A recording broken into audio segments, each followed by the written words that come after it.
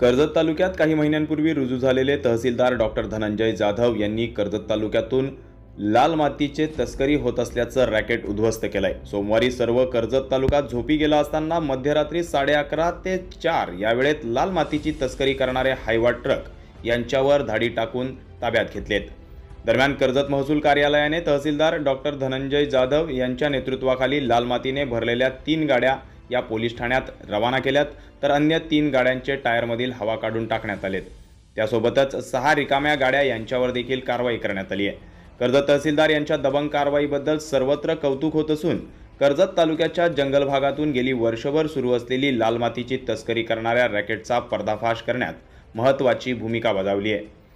निसर्ग संपदा लाभलेल्या कर्जत तालुक्याला येथील वनराई, जंगल आणि लाल माती यामुळे प्रदूषणमुक्त तालुका म्हणून बिरुद प्राप्त झालंय। याच तालुक्यातील लाल मातीवर मुंबईकरांचे डोळे लागलेत आणि येथील लाल माती रात्रीच्या अंधारात मुंबईकडे रवाना होऊ लागली आहे। मागील वर्षभरापासून दररोज कर्जत तालुक्याच्या ग्रामीण आणि आदिवासी भागातून लाल माती भरून जाणारे ट्रक येथील जनता उघड्या डोळ्याने पाहत होती। हा सर्व खेळ रात्री 10 पासून पहाटेपर्यंत सुरू असल्याने रात्रीच्या अंधारात आपल्याला काही नुकसान होऊ नये म्हणून धावणाऱ्या ट्रक पुढे कोणी येत नव्हतं आणि लाल माती घेऊन जाणारे ट्रक याबद्दल देखील कोणी बोलत नव्हतं। मात्र समाज माध्यमांवर कर्जत तालुक्यातील नांदगाव, खांडस आणि ओलमन भागातून असे लाल माती घेऊन जाणारे ट्रक दररोज जात असल्याच्या चर्चा दिसून आल्या। त्यावेळी कोणी तक्रार केली तर महसूल विभागाचे तलाठी थातुरमातुर कारवाई करीत होते। मात्र एकदाही लाल माती घेऊन जाणारा ट्रक प्रशासनाने पकडला नव्हता। परंतु लाल माती घेऊन जाणाऱ्या गाड्यांवर कोणतेही बंधन आणि लगाम सरकारी यंत्रणा यांच्याकडून घातला गेला नव्हता। राजकीय वरदहस्त असल्याने कर्जत तालुक्यातून दररोज 10 ते 40 हायवा ट्रक गाड्या लाल माती घेऊन मुंबई, नवी मुंबईकडे जात असल्याचे आढळून आले होते। त्यात महसूल विभाग आणि पोलीस प्रशासन यांच्याकडून कोणतीही कारवाई होत नसल्याने मोठा राजकीय आशीर्वाद या माती काढणाऱ्या लोकांच्या पाठीशी असल्याचा भास होत होता। तक्रारी करून देखील एकही ट्रक पोलीस किंवा महसूल प्रशासनाला सापडत नसल्याने आश्चर्य व्यक्त होत होते। त्यात कर्जत तालुक्यातील नांदगाव, खांडस आणि ओलमन या 3 ग्रामपंचायतमधील जमिनीमधील काढलेली लाल माती घेऊन जाणारे ट्रक हे मुरबाड कर्जत राष्ट्रीय महामार्ग रस्त्याने कर्जत आणि तेथून मुंबई, पुणे, नवी मुंबई राष्ट्रीय महामार्ग असा प्रवास करून जात होते आणि त्यांच्यावर कोणतीही कारवाई प्रशासनाने आजतागायत केली नाही। त्यामुळे कर्जत तालुक्यातील काही जागरूक पत्रकार यांनी या विषयाचा अभ्यास केला। त्यानुसार मागील काही दिवस रात्री 2 ते 3 वाजेपर्यंत लाल माती घेऊन जाणारे ट्रक कोणत्या भागातून येतात, कुठे माती काढली जाते, स्थानिक पातळीवर JCB मशीन कोण पुरवते याची इत्थंभूत माहिती संकलित केली होती। त्यानुसार ही सर्व माहिती कर्जतचे तहसीलदार डॉक्टर धनंजय जाधव यांना दिली आणि सोमवारी रात्री 11 वाजता कर्जत येथून तहसीलदार ॲक्शन घेण्यासाठी कशेळेकडे रवाना झाले।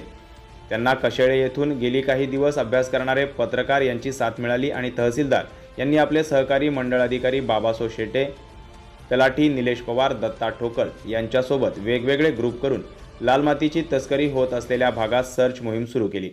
तहसीलदार डॉक्टर धनंजय जाधव यांनी स्वतः कशेळे खांडस रस्त्यावर 3 हायवा गाड्या यांना लाल मातीची वाहतूक करीत असताना पकडलं आणि कशेळे येथील पोलीस चौकीत ते ट्रक आणून दररोज होणारी तस्करी उधळून ॲक्शन प्लॅनला सुरुवात केली।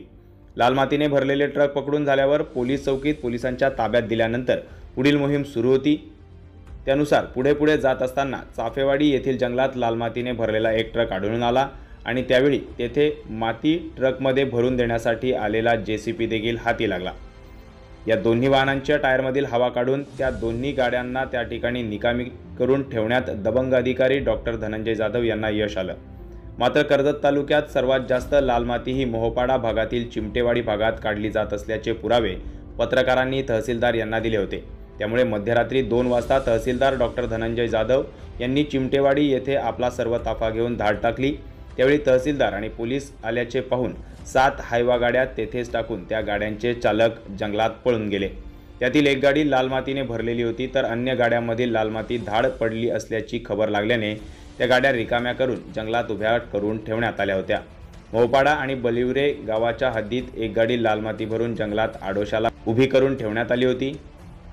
अशा 12 गाड्या तहसीलदार यांच्या कारवाईत लाल माती तस्करी करीत असताना आढळून आल्यात। ही कारवाई पहाटे 4 वाजता कशेळे येथे थांबली आणि त्यानंतर कशेळे पोलीस चौकी येत असलेल्या 3 ट्रक कर्जत पोलीस ठाण्यात नेण्यात आले असून महसूल विभाग या सर्व वाहनांवर कारवाई करीत आहे। तर अन्य सर्व कार्यवाही उद्या दिवसा महसूल विभाग करणार आहे। दरम्यान तहसीलदार डॉक्टर धनंजय जाधव यांनी मागील अनेक महिने सुरू असलेल्या लाल मातीच्या तस्करीला चाप लावण्याचा प्रयत्न केलाय। ग्रामीण भागात लाल माती उपलब्ध करून देणारे दलाल यांच्यापुढे सर्वसामान्य काहीही बोलत नव्हते आणि घाबरून राहत होते।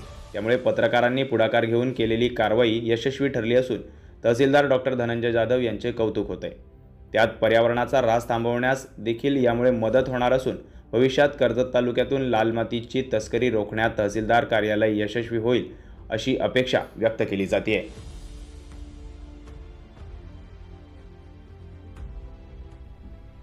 रात्रीचे 3 वाजतायत। मध्यरात्रीनंतर या कर्जत खालापूर विधानसभा मतदारसंघातील कर्जत हद्दीमध्ये नांदगाव बलिवरे आणि खांडस ग्रामपंचायत हद्दीमध्ये मोठ्या प्रमाणात लाल मातीची तस्करी होत असल्याचा प्रकार डॉक्टर धनंजय जाधव या तहसीलदारांनी उघडकीस आणलाय। आजच्या या मध्यरात्री केलेल्या कारवाईमध्ये जवळपास 12 हायवा मोठ्या गाड्या ज्या आहेत त्यांच्यावर कारवाई करण्यात आली आहे। यामध्ये 3 गाड्या भरलेल्या अवस्थेमध्ये लाल मातीची तस्करी करत असताना तहसीलदारांनी पोलीस स्थानकामध्ये रवाना केल्यात।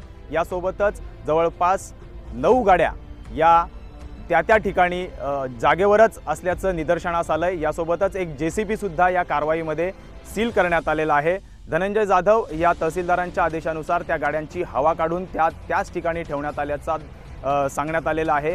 ही जी कारवाई आहे ही या भागातली मोठी कारवाई म्हटली जाईल, कारण आजपर्यंत या भागातून हजारो ब्रास लाल मातीची तस्करी झाल्याचं पाहायला मिळतंय आणि यामुळे आता हा धक्कादायक प्रकार उघडकीस आल्यानंतर ही लाल माती जी आहे ती कोणाच्या वरदहस्ताने बाहेर नेली जाते। त्याचप्रमाणे या गाड्या नेमक्या कोणाच्या आहेत याबाबत सविस्तर माहिती मिळणार आहे। परंतु ही जी कारवाई केली गेली आहे निसर्गाचं संवर्धन करण्यासाठी ही मोठी कारवाई म्हटली जाईल। धनंजय जाधव यांचं या ठिकाणी कौतुक होताना पाहायला मिळेल। परंतु ही कारवाई करण्यापूर्वी ही जी लाल मातीची तस्करी आहे ती लाल मातीची तस्करी कोणाच्या वरदहस्ताने केली जाते का किंवा यामध्ये नेमके कोणाचे लागेबांधे आहेत याचा देखील शोध घेणं तितकंच महत्त्वाचं असणार आहे। याच कारवाईबाबत सविस्तर माहिती जी आहे ती आपण तहसीलदार धनंजय जाधव यांच्याशी संवाद साधल्यानंतर प्रसिद्ध करू। अरुण बैकर, वृत्त Marathi, Kashele, Karjat. Like, comment, share and subscribe.